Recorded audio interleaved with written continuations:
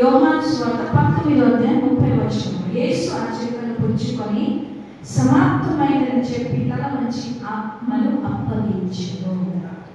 హల్లెలూయా. ఆత్మను అప్పగించెను. మనము గమనించవలసిన ఒక విషయం, యేసుక్రీస్తు ప్రభు తనలో ఉన్న ఆత్మను ఎవరికి అప్పచెప్పాడు? తండ్రికి అప్పచెప్పాడు. ఆయన ఏమంటున్నాడు? సమాప్తమైనదని చెప్పి తన ఆత్మను తండ్రికి అప్పచెప్పినట్టుగా చూస్తూ ఉంటున్నాం. మన మాట సమాప్తమైనది. సమాప్తమైనది. ఒకటి గుర్తుపెట్టుకోండి, ఆది కాండములో తండ్రి అయిన దేవుడు మానవుని సృష్టించినప్పుడు, ఆదామును సృష్టించినప్పుడు ఆ మట్టిలోకి ఏం చేశాడు? జీవాత్మను ఊదగా, జీవమును ఊదగా నరుడు జీవాత్మ ఆయను. ఆ జీవమును ఎవరిచ్చాడు? దేవుడు ఇచ్చాడు. నరుడి ఆత్మ ఎవరు పెట్టారంట? యెహోవా పెట్టిన దీపం. మనకు మూడు ఉన్నాయి. ఒకటి శరీరము, ప్రాణము, ఆత్మ. ఇది శరీరం. ప్రాణం అంటే ఏమమ్మా? మన రక్తం కదా, రక్తంలో ప్రాణం ఉంటుంది. మూడవది ఆత్మ. ఈ మూడు కలిగిన మనం. యేసుక్రీస్తు ప్రభువు తన ఆత్మను తండ్రి చేతికి అప్పచెప్పాడు. ఆయన ఈ లోకంలోనికి వచ్చినాక తండ్రి చిత్తము ఏదైతే ఉందో దానంతటిని కూడా సమాప్తము చేసినట్టుగా లేఖనాలు నెరవేరినట్టుగా ఆయన చేశారు. హల్లెలూయా. నా ప్రియమైన దేవుని బిడ్డలారా, ఈ యొక్క సమాప్తమైనది అనే పదము హెబ్రీ పదములో టెట్లెస్టియా అంటారు. అనగా ఓడిపోయినది కాదు, ప్రతిదాన్ని ముగించి విజయమును పొందుకున్నది అని చెప్తారు. హల్లెలూయా. మూడు రకాలుగా మనము ఆలోచన చేయొచ్చు. ఒకటి బిజినెస్ పరంగా మనం చూస్తే, వ్యాపార పరంగా మనం చూస్తే, ఏ వస్తువైనా మనం కొన్నప్పుడు దానికంటూ ఒక బిల్ ఇస్తారు. ఇస్తారా లేదా? మా ఇంట్లో ఏ వస్తువు కొన్నా ఆ బిల్లు తెచ్చి నా చేతికి ఇస్తారు పిల్లలు. భద్రంగా తీసిపెట్టు. ఎందుకంటే ఎవరైనా వచ్చి నువ్వు బిల్లు కట్టలేదు అని చెప్తే ఇది మనకి ప్రూఫ్ గా చూపించేది. ఇంకొకటి మీకు అర్థమయ్యే భాష చెప్పాలంటే, పెద్ద పెద్ద మాల్స్ మనం వెళ్తాం కరెక్టా? పెద్ద పెద్ద అంగళ్ళకి వెళ్తాం. డిమార్ట్ కానీ, రిలయన్స్ మార్కెట్ కానీ, పెద్ద మాల్స్కి మనం వెళ్ళినప్పుడు అక్కడ ఏం చేస్తారంటే, మనం లోపల ఎన్ని వస్తువులు కొన్నా బిల్ ఇస్తారు. దాని మీద పెయిడ్ అని సీల్ వేస్తేనే ఆ సరుకులు కానీ వస్తువులు కానీ మన షాప్లో నుంచి బయటికి తెచ్చుకోగలం. బిల్లు లేకపోతే బయటికి రానివ్వరు కదా. వాణిజ్యపరంగా టెట్లెస్టియా అంటే సమస్తమును పూర్తిగా కట్టబడినది అని అర్థము. ఎవరు ఏమి కట్టారు, ఏ బ్యాలెన్స్ లేదు, ఇక ముందు నువ్వు కలెక్ట్ చేసుకునే అవసరం లేదు. ట్రాన్సాక్షన్ ఏదైతే ఉందో ఆ ట్రాన్సాక్షన్ అంతా సెటిల్ అయిపోయిందని చెప్పి ముద్ర వేసినట్టుగానే కొలస్సీయులకు రాసిన పత్రిక 2వ అధ్యాయము 14వ వచనం చదువుకున్నావా? కొలస్సీయులకు రాసిన పత్రిక 2వ అధ్యాయము 14వ వచనం. దేవుడు వ్రాతపూర్వకమైన ఆజ్ఞల వలన మన మీద రుణముగాను మనకు విరోధముగాను ఉండిన పత్రములను మేకులతో సులువుకు కొట్టి దాని చేపలను విడిచివేసి మనకు అడ్డము లేకుండా దానిని ఎత్తివేసి మన అపరాధములన్నిటినీ క్షమించి వేశాడు. హల్లెలూయా. దేవునికి స్తోత్రం కలుగును గాక. యేసు పాపముల నిమిత్తము మానవుల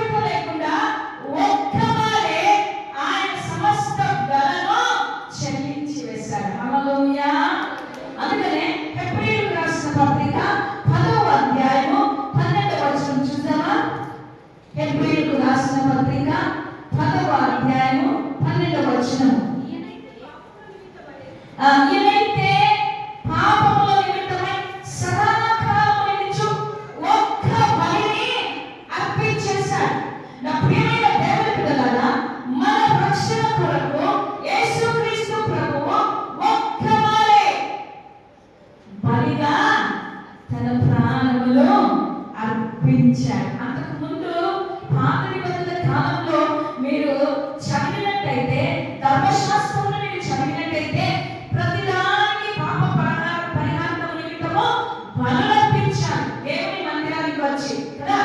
మరి ఈరోజు మనం చేసే ప్రతి పాపానికి ఎన్ని బలులర్పించినా ప్రయోజనం లేదు, మన పాపాలు పోవు. ఒకరోజు ఒక బాపునోడు నీళ్ళలో పోయి మునిగి మునిగి మునిగి మునిగి లేస్తున్నాడు.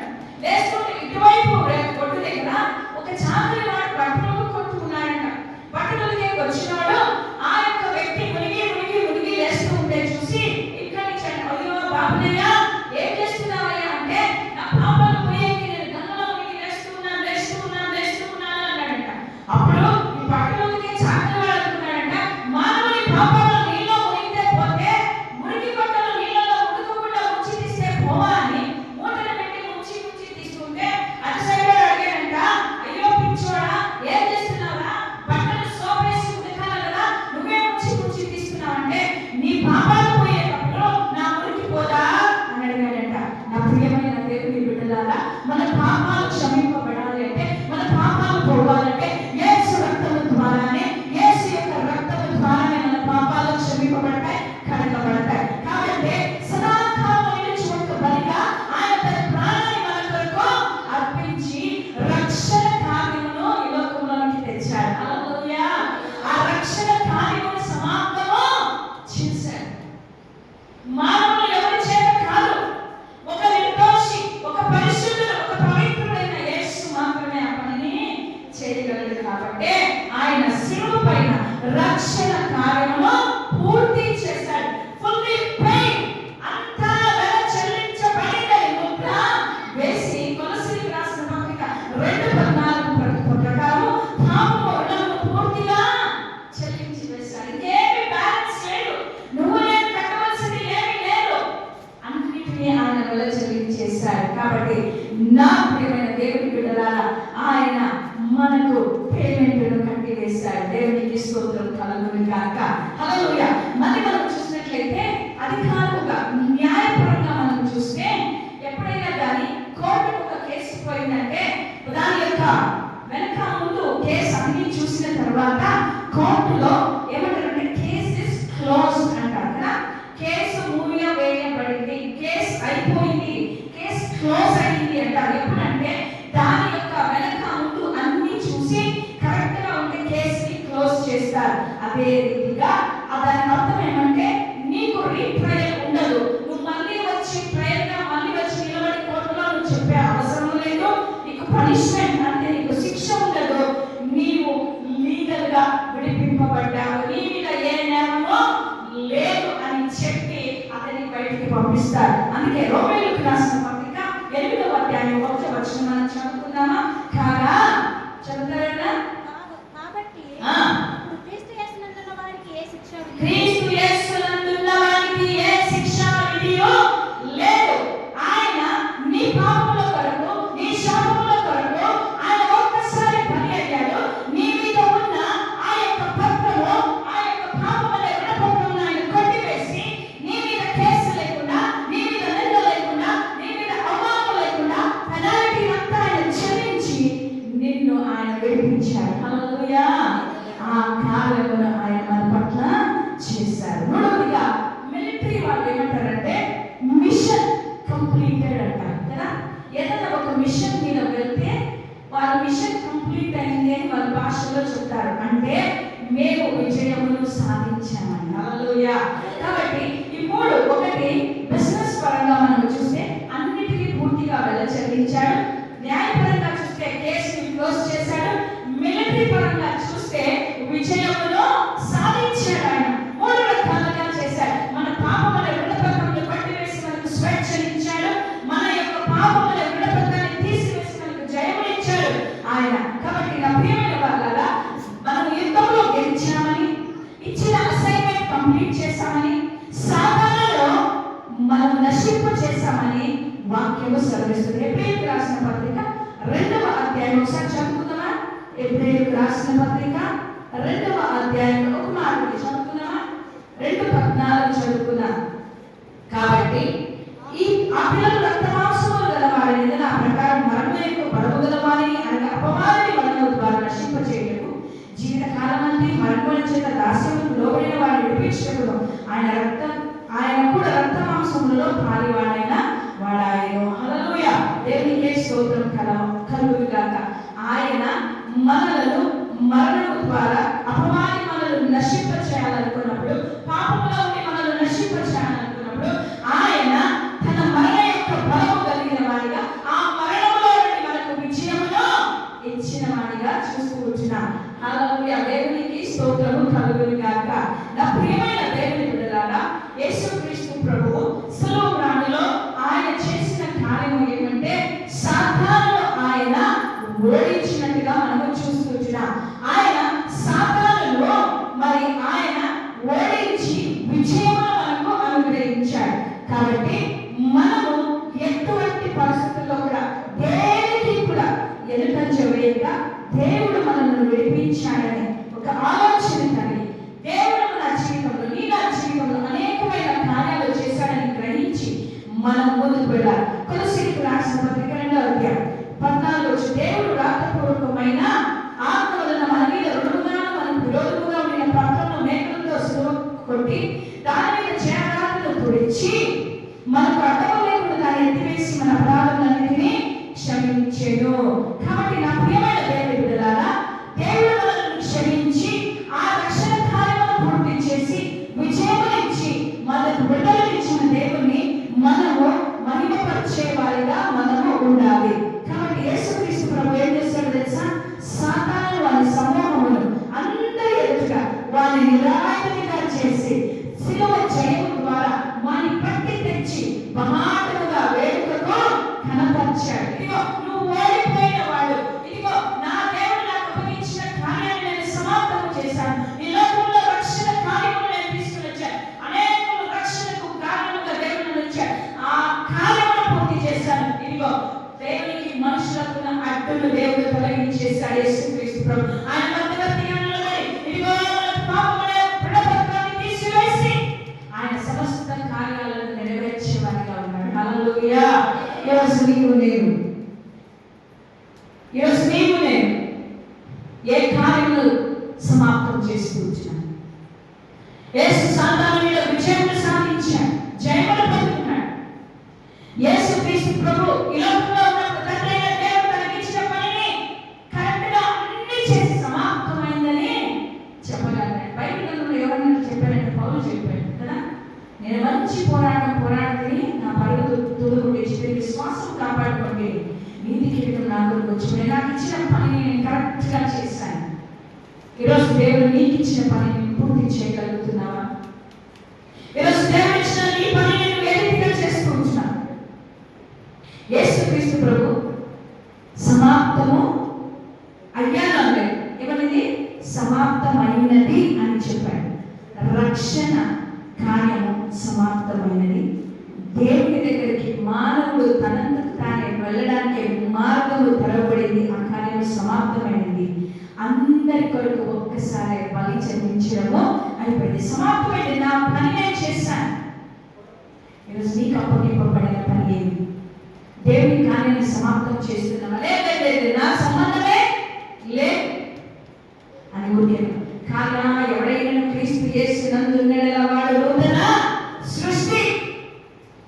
నువ్వు క్రీస్తుని అంగీకరించినప్పుడు నూతన సృష్టిగా మార్చబడ్డావు. నూతన సృష్టిగా మార్చబడిన నీవు పాపం లేకుండా, అపరాధం లేకుండా నీ జీవితాన్ని నువ్వు కొనసాగించి క్రీస్తు కొరకు ప్రతి పనిని చేసి సమాప్తం అని చెప్పాలి. హల్లెలూయా. చేస్తున్నావా? క్రీస్తు పనిని చేయగలుగుతున్నావా? స్వార్థ సమాప్తం. సర్వలోకానికి సర్వ సృష్టికి స్వార్థలు అందించమన్నాడు. ఎందుకు తెలుసా? రాబోయే దినాలలో స్వార్థ అందించడానికి బహు కష్టము. ఆల్రెడీ స్టార్ట్ అయిపోయింది కూడా. ఎంతమందికి తెలుసు? బయట శ్రమలు అనుభవిస్తున్నారు. మనం ఇక్కడ కూర్చుని హాయిగా ఇక్కడ మందిరాలు లేవు. నా ప్రియమైన దేవుని బిడ్డలారా, దేవుని పనిని సమాప్తం చేయాలి. ఎప్పుడైతే సర్వ సృష్టికి సువార్త ప్రకటింపబడుతుందో అప్పుడు ఆయన రాకడా వస్తుంది. ఇంకా రాకడా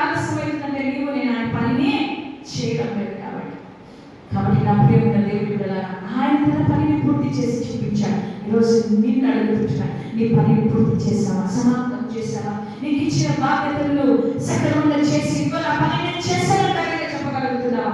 ఆత్మల పట్ల భారం కలిగి ముందుకు సువార్తను ప్రకటించగలుగుతున్నావా? ఏ పనిని కంప్లీట్ చేశా? ఒక అసైన్మెంట్ ఇస్తే కంప్లీట్ చేస్తారే? ఒక టాస్క్ ఇస్తే కంప్లీట్ చేస్తారే? ఈరోజు నీకు నాకు ఒక టాస్క్ ఇచ్చారు, సువార్త ప్రకటించమని. దాన్ని కంప్లీట్ చేయలేకపోతున్నాను. ఎన్ని ఆత్మలు ఉన్నాయి కాబట్టి మన వస్తున్న వాళ్ళు గుడారాల పండుగ జరిగినప్పుడు ఎంతమంది వచ్చిందమ్మా? 10 లక్షల పైన వచ్చారండి. 10 లక్షల మంది వెళ్ళి సువార్తని చెప్తే ఎంతమంది రక్షింపబడతారో ఒకసారి ఆలోచించండి. ఎన్ని ఆత్మలను దేవుని కొరకు సంపాదించవచ్చు కదా. ఈరోజు దేవుని బిడ్డలైన మనకు ఆ భారం లేదు, ఆ ఆత్మ మనకు లేదు, ఆ దాహం మనకు లేదు. ఈరోజు దేవుని పనిని సంపూర్తి చేసేవారిగా మనం ఉన్నాం. యేసుక్రీస్తు ప్రభు తన పనిని సమాప్తం చేశాడు. కంప్లీషన్, ఫుల్ఫిల్మెంట్, లేఖనాలు నెరవేరినట్లుగా ప్రతి పనిని బాధ్యతగా ఆయన ముగించి వేశాడు. ఇంతకంటే మనకు మార్గదర్శి ఎవరైనా ఉన్నారా? ఆయన ఎంత చక్కగా తన పనిని చేశాడు. మనందరి పాపంలో నిమిత్తం ఒక్కసారి తన ప్రాణాన్ని సమర్పించుకున్నాడు. హల్లెలూయా. నా ప్రియమైన దేవుడు, నీ ప్రాణాన్ని దేవుడు అడగడం లేదు, కానీ అట్టి సమర్పణ జీవితం కావాలని దేవుడు కోరుకుంటున్నాడు. సమస్తము కరెక్ట్గా చేసి ముగించమని మనం ఉండాలి. యేసుక్రీస్తు ప్రభు రీతిగా చేశారు. కాబట్టి మనము కూడా కొత్త జీవితాన్ని ప్రారంభిద్దాం. ఈ యొక్క గుడ్ ఫ్రైడే రోజు క్రీస్తు కొరకైన జీవితాన్ని ప్రారంభిస్తాం. ఈ 2026వ సంవత్సరం ఈ ఏప్రిల్ 3వ తారీఖు క్రీస్తు కొరకు మనం పని చేద్దాం. హల్లెలూయా. కాబట్టి బాధ్యతను నెరవేర్చిన మాట, తనకి ఇచ్చిన బాధ్యతను నెరవేర్చిన మాట అంత ఖచ్చితంగా తన పని చేయగలడు. ఈరోజు నీకు ఇచ్చిన బాధ్యత నువ్వు ఖచ్చితంగా దాన్ని నెరవేర్చగలిగావు. నేను ప్రార్థన చేసే కోసం పెట్టే ప్రార్థన చేయి. నువ్వు సువార్తను ప్రకటించే కోసం పెట్టే సువార్తను ప్రకటించు. నువ్వు ఆరాధించే విధంగా దేవుని పెట్టితే ఆరాధించు. నువ్వు దేవునికి ఇచ్చే విధంగా ఉండాలని దేవుడిని పెట్టితే దేవునికి ఇచ్చే విధంగా నీ పనిని నువ్వు కంప్లీట్ చేయి. ఇన్కంప్లీట్ చేయదు, అర్థంగా ఆపివేయదు, వెనకాలకు వేయదు, పరిగెత్తిపోవద్దు. నా ప్రియమైన దేవుని బిడ్డలారా, కంప్లీట్ చేసి నువ్వు నాకు ఇచ్చిన పని నేను కంప్లీట్ చేస్తానని ధైర్యంగా చెప్పేవాడిగా మనం ఉందాం. హల్లెలూయా. దేవుడు ఈ మాటను మన వెనుకలో నిలిచుగాక. ఆమేన్.